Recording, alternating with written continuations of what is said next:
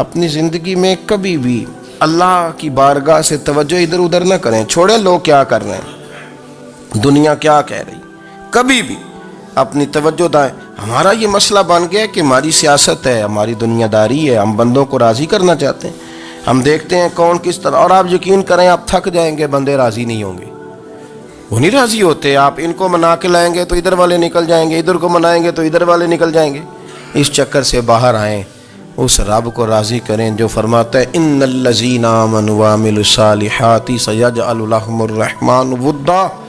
فرمایا تو ایمان لانے کے بعد نیک عمل کر, میں لوگوں کے دلوں میں تیری محبت پیدا کر دوں. رحمان لوگوں کے دلوں میں محبت ڈال دے گا. اللہ لوگوں کے دلوں میں. اپنی نظر ہمیشہ اپنے رب پہ رکھیں. اتنی لمبی چوڑی دنیا داروں سے امیدیں نہ وابستہ کریں. میں نے دیکھا ہے لوگ کا سالیسی کرتے ہیں, کبھی اس کے دروازے پہ کبھی اس کے دروازے پہ.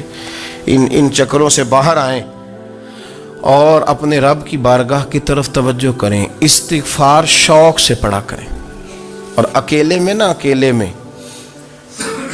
حضرت رئیس المتکلمین مولانا نقی علی خان صاحب رحمۃ اللہ نے لکھا ہے کہ فرعون 500 سال حکومت کر گیا. یہاں تو 5 سال کی حکومت کی پیر لڑکھڑاتے ہیں, 500 سال. فرماتے اصل وجہ یہ تھی کہ دنیا جب سو جاتی تھی نا تو اوپر چادر لے کے تو مسلح پہ بیٹھ جاتا تھا اور ہاتھ باندھ کے کہتا تھا رب تو ہی ہے, میرا پردہ نہ کھولنا, مالک تو ہی ہے, کرم نوازی کرنا, میری پکڑ نہ کرنا. وہ بے ایمان ہو کے اگر 500 سال ہاتھ باندھے تو گزارا کر لیتا ہے, تو ایماندار ہے. پر مسئلہ یہ ہے کہ تو رات کو بکل مار کے ہاتھ نہیں نہ باندھتا, تو منت نہیں کرتا, تو استغفار نہیں کرتا. توبہ کریں تو بچے رہیں. وہ اتنی لمبی حکومت کر گیا چونکہ رات کو کہتا تھا مالک رب تو ہی ہے, لیکن مہربانی فرما, میری پکڑ نہ فرما, تو اللہ نے تو اس کو مہلت دے دی. اللہ کی بارگاہ سے دعا مانگو کہ یا اللہ ہمیں ہدایت کا نور عطا فرما, اللہ تو ہمیں رستہ دکھا, تو بتا کہ ہدایت کیا ہے. تو رب فرماتا ہے اللہ ولی الذین آمنوا, اللہ مومنوں کا مددگار ہے. یخرجہم من الظلمات الی النور, وہ انہیں اندھیروں سے نکالتا ہے اور نور کی طرف روشنی عطا فرماتا ہے. اندھیروں سے نور کی طرف اللہ لاتا ہے. اللہ ولی, اللہ مومنوں کا ولی ہے, وہ انہیں اندھیروں سے نور کی طرف نکالتا ہے. ہدایت ہمیشہ اللہ کی طرف سے سمجھے. جب وہ نماز کی توفیق دیتا ہے تو اپنے فضل سے دیتا ہے, جب وہ ذکر کی توفیق دیتا ہے تو اپنے فضل سے. ہم سمجھتے ہو جی فلانا نہیں پڑھ رہا بڑا بیوقوف ہے, فلانا نہیں پڑھ رہا, تو کیا اپنی عقل کے زور پہ پڑھ رہا ہے؟ میں جی اللہ کے فضل سے 2 پارے پڑھتا ہوں, تو کس پہ احسان کرتے تو 2 پارے پڑھ کے رویا کر. کہا اگر مالک تو بڑا قریب نہیں, بڑے لوگ ہیں جن کو پورا قرآن حفظ ہے پر انہیں پڑھنے کی توفیق نہیں, تو انہیں فضل کیا اور مجھے توفیق دے دی ہے پڑھنے کی. رویا کر, پڑھ کے رویا کر. راتی ساری کر زاری, او نیند اکھاں تھی توندے, تے فجرے اوہی گناہگار کہاون سب تو نیوے ہوندے.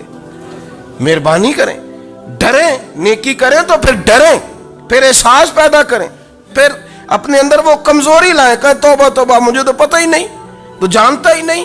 حضرت سیدنا امام اعظم ابو حنیفہ رحمۃ اللہ تعالی علیہ کے ساتھ ایک شخص کہتا میں نے نماز پڑھی,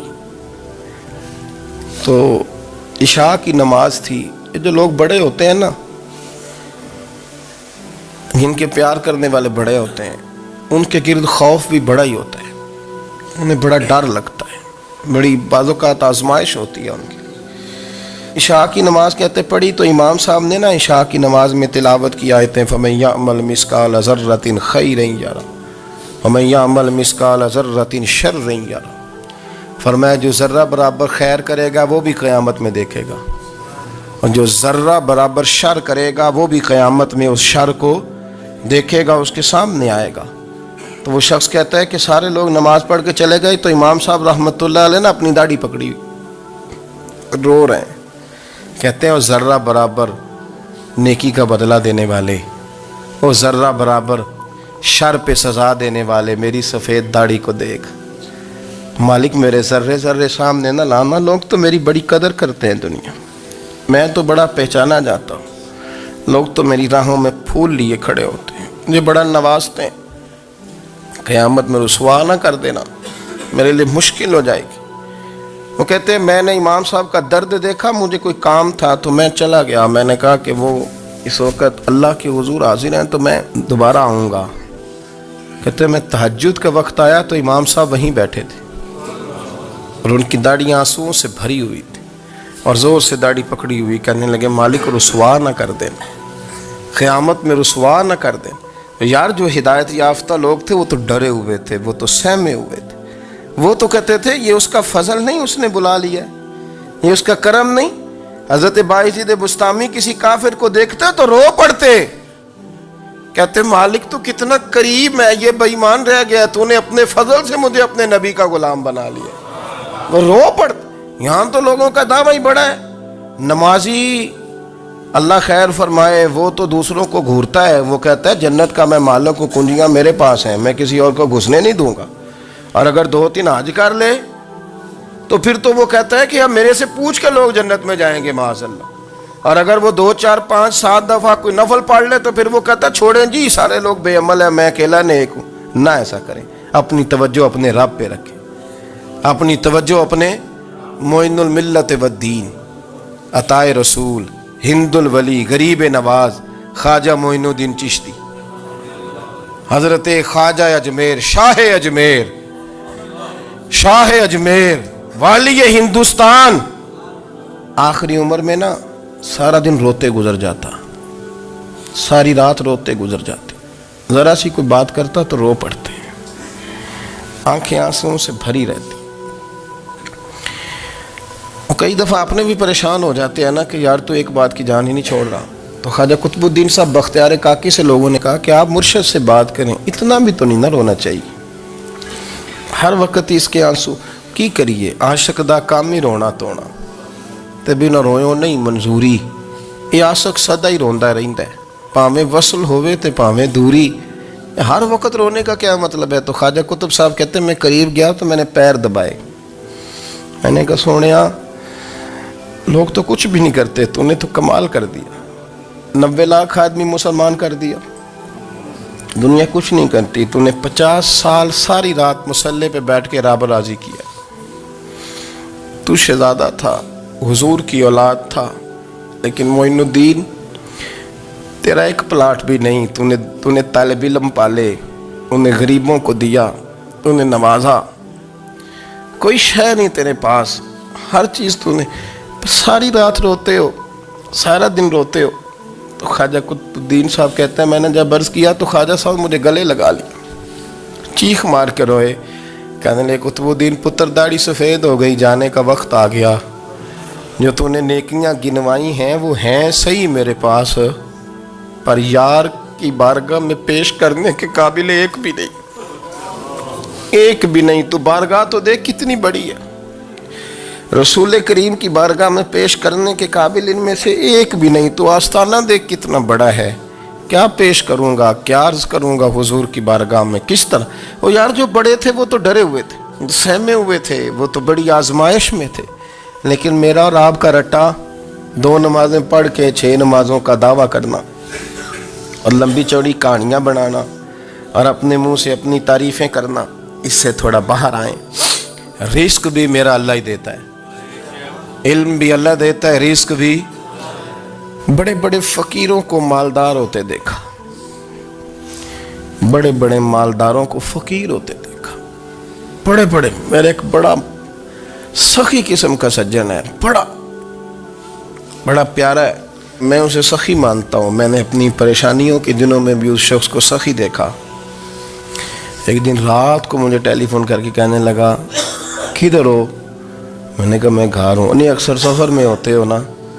میں نے کہا طبیعت کیسی ہے؟ ٹھیک ہے، بس حال چال پوچھنا تھا۔ میں نے سمجھا، میں نے کہا یار یہ کوئی مسئلہ ہے، ورنہ رات کے 2 بجے کوئی حال پوچھنے کو فون تو نہیں نہ کرتا، کوئی مطلب ایسا تو مسئلہ نہیں نا۔ تو میں نے بیک کال کی، میں نے کہا یار میری بات سن، مسئلہ کیا؟ کہ نہیں کچھ نہیں دل کر رہا تھا۔ میں نے کہا میری گل سن، رہے ہیں اسی 4-5 سال کٹھے، میں تین جاننا، اصل بات کر۔ کہنے لگا مکان بھی بڑا ہے، سارا کچھ ٹھیک ہے، پر وہ بڑا ہی بے نیاز ہے، کچھ حالات اس قسم کے آ گئے ہیں کہ لوگوں کو بتاؤں بھی تو لوگ ماننے کو تیار نہیں۔ زیادہ نہیں، مجھے نا تھوڑے سے پیسوں کی ضرورت ہے، کوئی 15-20 ہزار اگر مل جائیں میری ضرورت۔ آپ یقین کریں میں روتا رہا ساری رات۔ میں نے کہا مہربانہ تیرا کس طرح کریں گے، اس سے لے کے زمانہ استعمال کرتا تھا، پر بے پرواہی ویخ نہ سجڑ دی، جتھے کسے دی پیش نہ جاوے انہیں تاجاں والے در در رولے تے منگتے ہیں تخت بٹھاوے۔ سجنا کسے نو کارا مل دئی، کوئی کعبے خالی آوے، واللہ خیر الرازقین، وہ کہتے تو دائیں بائیں نہ جا، رزق تو تجھے میں دوں گا، میں ہوں بہتر رزق دینے والا۔ بڑے بڑے بادشاہ، بڑے بڑے شہنشاہ، بڑے بڑے لوگ، ہاتھوں میں کاسے، فقیریاں۔ ام ربیعہ کہا کرتی تھیں، بڑی نیک اور صالح خاتون تھیں، وہ کہتی ہیں کہ میں نا بڑے امیر آدمی کی بیوی تھی، اپنے شوہر کے ساتھ چھت پہ بیٹھی تھی تو نیچے فقیر مانگنے والا آیا، اس نے بڑے درد سے صدا کی تو میں نے اپنے شوہر سے کہا کچھ دے دیں، کہا دفع کر، ان لوگوں نے دھندا بنایا ہوا ہے۔ کہتی میں میکے سے بھی بڑا مال لے کے آئی تھی، میرے ماں باپ بڑے امیر تھے، تو میں نے نا چوری اپنے خامہ سے نظر بچا کے باتھ روم جانے کے بہانے گئی اور نیچے جا کے 5 دینار میں نے اس فقیر کی ہتھیلی پہ رکھے۔ کہتے اس نے 5 دینار دیکھے، پھر میری طرف دیکھا تو میں نے اس کی آنکھوں میں آنسو چمکتے دیکھے۔ کہنے لگے بی بی رب تیرا بھلا کرے، میں 3 دنوں کا بھوکا ہوں۔ کہ وہ چلا گیا، میں گھر آ گئی، جب باہر آئی تو میرا شوہر کہنے لگا تو اتنی اب اتنی تو تیز ہو گئی ہے اور تو اتنی خود مختار ہو گئی ہے، میرے بغیر پوچھے مال خرچ کرے گی، جا تجھے 3 طلاقیں۔ کہتی میں بالدار اور وزادار باپ کی بیٹی تھی، طلاق لے کے گھر آئی تو میرا باپ ٹوٹ گیا، چارپائی پہ چلا گیا، اوہو یہ کیا بن گیا۔ کہتی بڑی تکلیف رہی، 1-2 سال کے بعد میرے ابا نے میری شادی کر دی۔ اب جس شوہر کے پاس گئی وہ بڑا نیک تھا، پرہیزگار تھا، اللہ نے بہترین صلہ دیا۔ کہتی چھت پہ بیٹھی تھی، دروازے پہ فقیر آیا تو میں نے شوہر سے کہا کچھ دے دوں، کہنے لگا 5 نہ دینا، 15 دینا، 20 دینا، میں فقیر ہوں، میں نے فقر سے دولت دیکھی ہے، اسے خالی نہ لوٹانا۔ کہتی ہے کہ میں نیچے گئی اور جب میں نے اس کی طرف دینار بڑھائے تو میری چیخ نکلی، پیسے پھینک کے میں بے ہوش ہو کے گری، میرا شوہر نے آ کے اٹھایا، اندر لے گیا، پانی منہ پہ چھڑکا، کہنے لگا تجھے کیا ہوا؟ کہنے لگی یہ جو مانگنے آیا یہ میرا پہلا شوہر تھا، وہی تھا جو کہتا تھا کہ تو 5 دینار دے آئیے، جا تجھے 3 طلاقیں۔ پڑھو نا حدیث پاک، میرے نبی پاک علیہ السلام نے فرمایا ایک بندہ گنجا تھا، گنجا، کوئی ترتیب آگے پیچھے ہو جائے تو مفہوم کے لحاظ سے، لیکن میں مفہوم اس کا واضح کرتا ہوں، ایک گنجا تھا، کوئی شے نہیں تھی، سر پہ بال بھی نہیں تھے، رویا کرتا تھا۔ اللہ تعالیٰ نے فرشتے کو بھیجا، تجھے کیا چاہیے؟ تو کہنے لگا بال آ جائیں اور تھوڑا مال آ جائے۔ فرشتے نے ہاتھ پھیرا تو بال بھی آ گئے تو بکریاں بھی آ گئیں، لائنیں لگ گئیں، مال ہی مال ہو گئے۔ دوسرے کے پاس گیا، وہ کوڑا تھا، اس کو جا کے کہا کیا چاہیے؟ کہنے لگا شفا ہو جائے اور کچھ اللہ تعالیٰ آسانی کر دے۔ شفا بھی ہو گئی، گائیں بھی دے دی، بھینسیں بھی دے دی، مال ہی مال ہو۔ پھر ایک کے پاس گیا، وہ اندھا تھا، تجھے کیا چاہیے؟ اس نے کہا آنکھیں مل جائیں اور کچھ ساتھ اللہ مال دے دے۔ اونٹ ہی اونٹ ہو گئے۔ جب بڑا نواز دیا تو پھر مالک نے امتحان لینے کا ارادہ کیا، یاری تیری سونا ہے پر آزمائشاں بھی تیریاں اگ، آزمائشاں تیریاں، صحیح کہہ رہا ہوں، آزمائشاں تیریاں، یاری تیری سونا ہے پر آزمائشاں تیریاں، اے سونا پرکھیا جامدائی پہلو نال لگاں دے لگ۔ اللہ نے فرمایا آزمائش کرو۔ سب سے پہلے گنجے کے پاس آئے، اسے کہا اللہ کے رستے میں کچھ دیکھنے لگا، میرے خرچے ہی بڑے، دیکھو تو صحیح کتنی مشکل میں وقت گزارتا ہوں، حال ہی کوئی نہیں۔ تو اس نے کہا میں نے تو سنا ہے تو گنجا اور بھوکا ننگا تھا۔ کہنے لگا میں تو جدی پشتی رئیس اعظم ہوں، تو یہ کس پاگل نے کہا ہے بھاگ جا؟ اس نے کہا اچھا جیسے تو تھا ویسے ہی ہو جائے۔ کھیت کھلیان اجڑ گئے، پھر سے گنجا ہو گیا۔ حضور علیہ السلام فرمانے لگے، پھر وہ اس کے پاس گیا جو کوڑا تھا، اسے کہا کچھ دے، کہنے لگا خرچے ہی بڑے، اب پوچھ لیں کسی امیر آدمی سے، کہے گا چکی کے نیچے ہاتھ ہے میرا، میرے سے زیادہ تو اب پریشان بندہ ہی کوئی نہیں، کیا بتاؤں آپ کو، اتنا ٹیکس ہے، اتنا جرمانہ ہے، فلانی شے، بڑا کچھ گنواتے ہیں لوگ۔ اس نے کہا میں نے تو سنا تو پہلے کوڑا تھا، اس نے کہا اچھا دوڑ جا، میں تو رئیس اعظم ہوں، دادا بھی پردادا بھی اور ساری نسل ہی۔ اس نے کہا اچھا جیسے تو تھا ویسے ہی ہو جائے۔ پھر وہ گیا اندھے کے پاس اور جا کے کہا اللہ کے نام پہ کچھ دے۔ تو وہ کہنے لگا رب کے نام پہ؟ یہ کھڑے ہیں اونٹ، جتنے تیرے دل کرے لے دا۔ اس نے کہا کیا معنی اس بات کا؟ کہنے لگا یار تجھے کیا بتاؤں، میں تو اندھا تھا، میں نے تو کبھی دنیا دیکھی نہیں تھی، پھر اس کریم نے فضل کیا تو مجھے بڑا کچھ دکھایا، میں کیا بتاؤں، میرا دل کر رہا ہے کہہ دوں کہ پھر اس نے کعبہ دکھایا، پھر اس نے روضہ رسول دکھایا،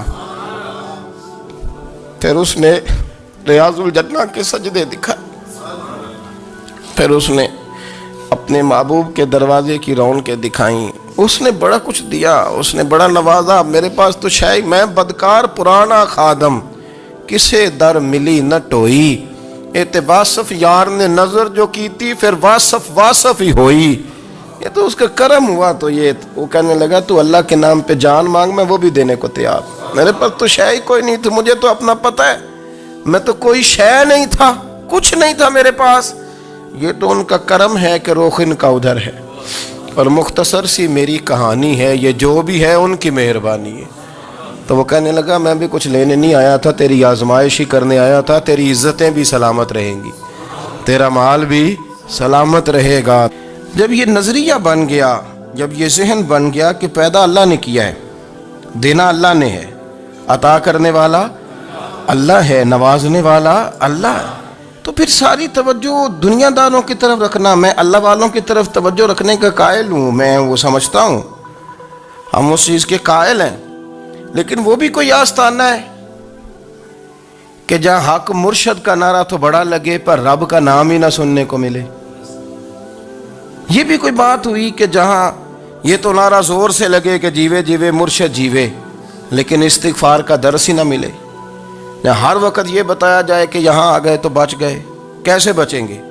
میرے رسول پاک علیہ السلام کا دروازہ سب سے بڑا دروازہ ہے، حضور کا دروازہ سب سے بڑا دروازہ ہے، لیکن میرے دوستو یاد رکھنا، نبی پاک علیہ السلام نے بھی لوگوں کو جب رستہ دکھایا ہے تو رب کریم کا رستہ دکھایا ہے، اللہ کا رستہ دکھایا، اللہ کریم کا رستہ دکھایا، لوگوں کو رب کی طرف توجہ کرائی۔ میرے رسول کریم سید عالم صلی اللہ تعالی علیہ وسلم نے لوگوں کی اللہ کی جانب توجہ کرائی اور لوگوں سے یہ کہا کہ وہ اپنے رب کریم کی جانب اپنا ذہن رکھیں، اپنی توجہ اپنے اللہ کی جانب مبذول کریں۔ میری بات کو اچھے طریقے سے سمجھیے گا، علم اللہ تبارک و تعالی عطا کرتا ہے تو اسے اللہ کی عطا ہی سمجھنا چاہیے۔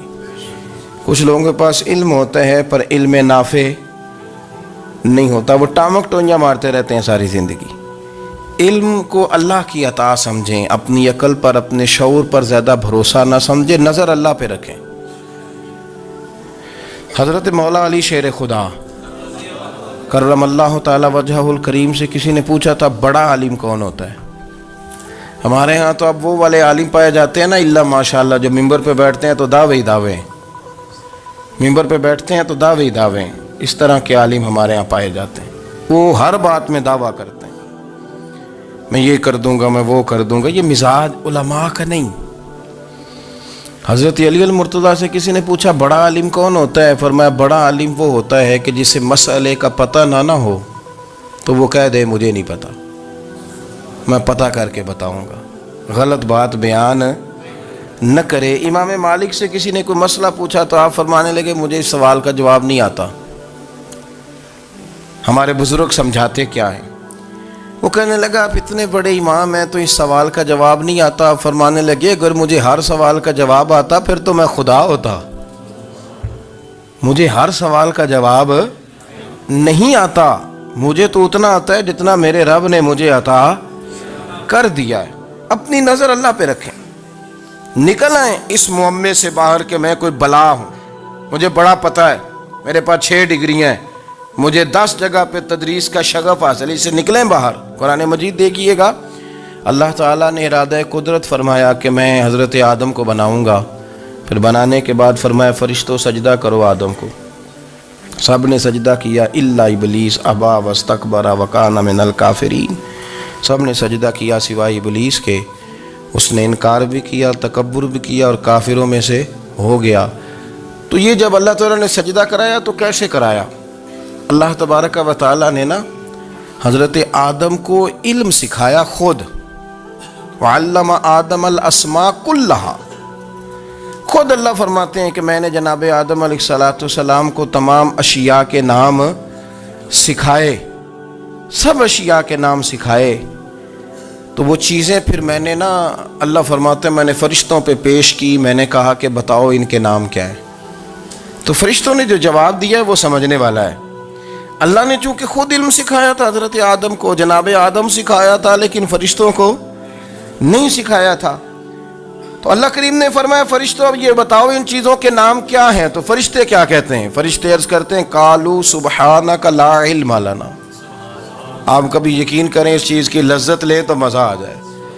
کہا قالوا سبحانک، کہنے لگے تو پاک ہے، قالوا سبحانک، کہنے لگے تو، بھئی آدم علیہ السلام کو نام سکھا لیے، پھر فرشتوں کے سامنے وہ چیزیں پیش کر کے کہا ان چیزوں کے نام بتاؤ، تو فرشتے کیا کہتے ہیں؟ کہتے ہیں قالوا سبحانک، تو پاک ہے، لا علم لنا، ہمارے پاس کوئی علم نہیں، الا ما علمتنا، ہمیں تو اتنا پتہ ہے جتنا تو نے ہمیں سکھا دیا، ہمیں تو اتنا پتہ ہے جتنا تو نے ہمیں، لا علم لنا، ہمارے پاس کوئی علم نہیں ہے، اتنا ہی پتہ ہے جتنا تو نے ہمیں سکھا دیا ہے، اس سے زیادہ ہمارے پاس علم۔ اور یہ کیوں تو نے ہمیں جتنا سکھایا اتنا پتہ ہے؟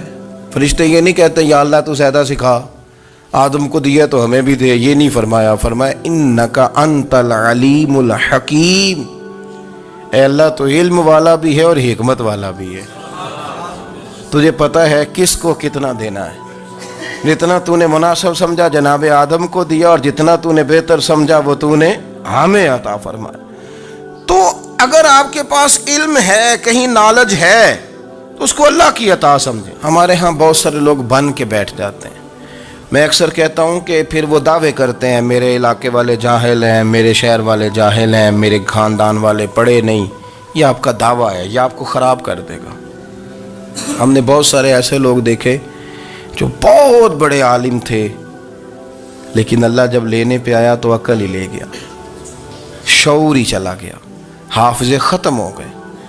آپ دیکھتے ہیں بڑھاپے میں کچھ لوگ ایسے ہوتے ہیں کہ جن کو یہ بھی یاد نہیں رہتا کہ میرا نام کیا ہے، میں کہاں ہوں، مجھے کدھر جانا ہے، تو اس وقت سے اللہ کی پناہ مانگیں اور اپنی نظر اپنے رب کریم کی جانب رکھیں، اللہ کی جانب اپنی نظر کو مبذول رکھیں۔ دوسری بات، علم کے بعد ایک چیز آتی ہے جس کا نام ہے ہدایت، جس کا نام ہے تقوی، جس کا نام ہے پرہیزگاری، جس کا نام ہے عمل، عبادت، ریاضت۔ یہ بھی اسی وقت ہی نصیب ہوتی ہے جب میرا رب کریم نصیب فرما دیتا ہے۔ ہم نے نا نیکی کا اپنا اپنا سٹیٹس بنا لیا ہے، اپنا اپنا معیار بنا لیا ہے۔ کچھ لوگ کہتے ہیں کہ جناب مسجد میں سیمٹ کا توڑا دینے سے بہتر ہے کسی غریب کو آٹے کا تھیلا دے دو۔ اب اس نے اپنا مزاج بنا لیا نا نیکی کا، اس نے اپنا سٹیٹس بنا لیا ہے۔ میرا یہ سوال ہے کہ نبی پاک صلی اللہ تعالیٰ علیہ وسلم جب مدینہ شریف آئے تھے تو حضور نے سب سے پہلے غریبوں میں آٹا تقسیم کیا تھا کہ سب سے پہلے مسجد بنائی تھی؟ کیا عجیب لوگوں کا رنگ ہے، اپنی مرضی کی ہدایت، اپنی مرضی کا تقوی، اپنی مرضی کا معیار۔ مسجد کوئی بڑا چھوٹا خطیب بھی میری طرح کا ہو نا، تو وہ مسجد میں بیٹھ کے جب نبی پاک کی بات کرتا ہے تو کہتا ہے میرے رسول پاک غریبوں کا سہارا بن کے آئے۔ وہ غریبوں کی بات کرتا ہے، مسکینوں کی، لاچاروں کی، کمزوروں کی بات۔ تو مسجد ہی تو وہ ادارہ ہے جہاں سے غریبوں کی بات ہو رہی۔ تو اب لوگوں نے غریب کو اور مسجد کو لڑانا شروع کر دیا، اس کو لڑاؤ کہ مسجد میں پیسے دینے سے بہتر ہے آپ غریب کو آٹے کا تھیلا دے دیں۔ آپ یہ کیوں نہیں کہتے کہ مسجد میں بھی آپ توڑا دیں ایک سیمٹ کا اور ساتھ غریب کو بھی خدمت کریں؟ یہ کیوں نہیں تقوی؟ اپنی اپنی مرضی کا مزاج، اپنی اپنی۔ کچھ لوگ کہتے ہیں چھوڑو جی، ساری زندگی انسان نماز پڑھتا رہے اور پھر گالیاں بھی دیتا رہے، بندہ داڑھی بھی رکھ لے اور جھوٹ بولنا بھی نہ چھوڑے، تو یہ آپ نے اپنے پاس سے تقوی کا معیار بنایا۔ गाली देने का गुनाह है और दाढ़ी रखने का सवाब है। तो अगर आप दाढ़ी रखे हुए हैं और आप कोई गलती कर रहे हैं तो उससे आपकी दाढ़ी का सवाब खत्म, अल्लाह करे आपको समझ आए मेरी बात को। आप कोई गलती कर रहे हैं, दाढ़ी का सवाब उससे खत्म, वो अपनी जगह पे कायम है चीज। अपनी मर्जी का क्यों तकवे का मियार बनाते हैं? तकवे का मिजाज अपनी मर्जी का ना बनाओ।